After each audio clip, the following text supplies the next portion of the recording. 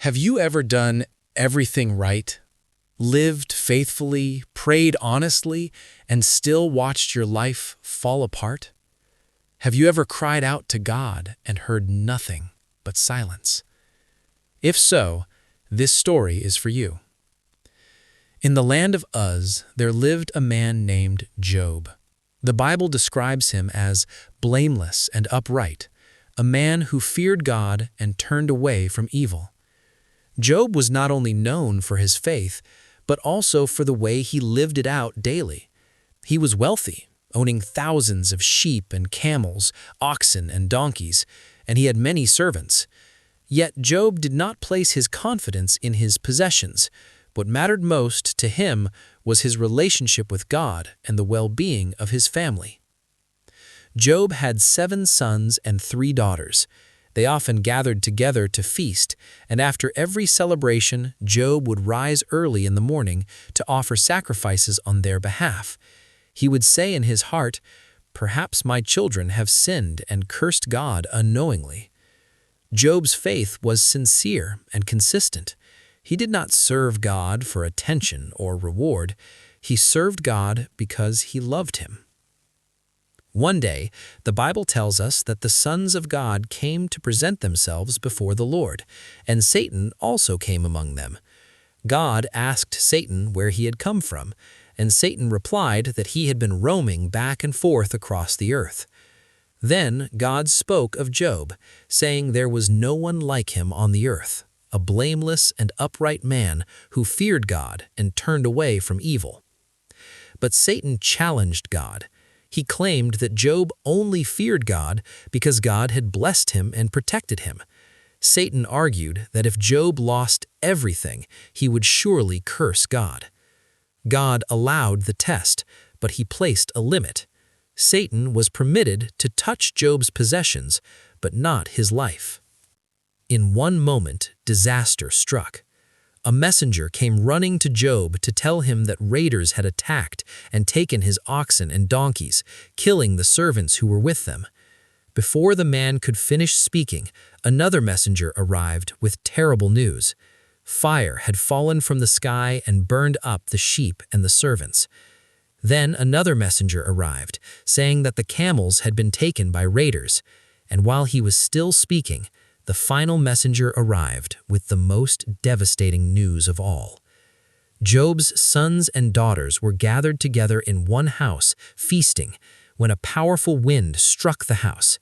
It collapsed, and all of his children were killed. In one moment, Job lost everything. His wealth, his livelihood, and his children were gone. The Bible says that Job stood up, tore his robe, shaved his head, and fell to the ground. But instead of cursing God, Job worshipped. He said, "Naked I came from my mother's womb, and naked I will depart. The Lord gave, and the Lord has taken. Blessed be the name of the Lord." In all of this, Job did not sin or accuse God of wrongdoing. Again, Satan appeared before God and insisted that if Job's health were taken, he would surely turn against God. God allowed Satan to afflict Job's body, but commanded that his life be spared. Soon after, Job was struck with painful sores from the soles of his feet to the top of his head. He sat among ashes, scraping his skin with broken pottery, overwhelmed with pain and grief. Job's wife, broken by what she saw, said to him, "Are you still holding on to your integrity? Curse God and die." But Job replied, "You speak as one without understanding. Shall we accept good from God and not trouble?" Even in his suffering, he refused to turn away from God. Job's friends came to see him, and when they saw how much he was suffering, they sat with him in silence for 7 days. His pain was so deep that words seemed useless. But when they finally spoke, they began to accuse Job. They believed that suffering was always the result of sin, and that Job must have done something wrong. Job defended himself.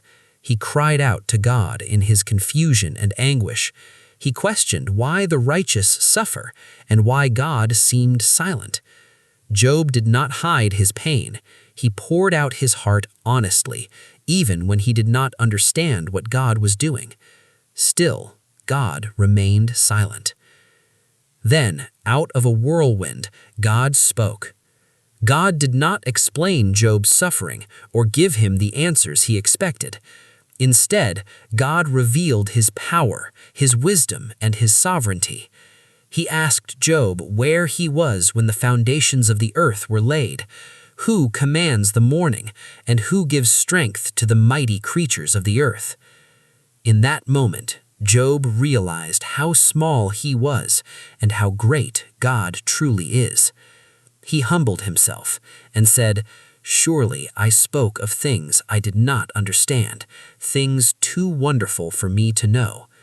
My ears had heard of you, but now my eyes have seen you." God restored Job. He blessed him with double what he had lost. Job had more livestock than before, and he was given new sons and daughters. He lived a long life and saw generations to come. But more important than the restoration was the deeper relationship Job gained with God. The story of Job reminds us that suffering does not mean God has abandoned us. Silence does not mean God is absent.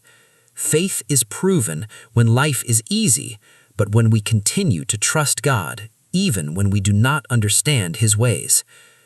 If you are in a season where God— Have you ever done everything right, lived faithfully, prayed honestly, and still watched your life fall apart? Have you ever cried out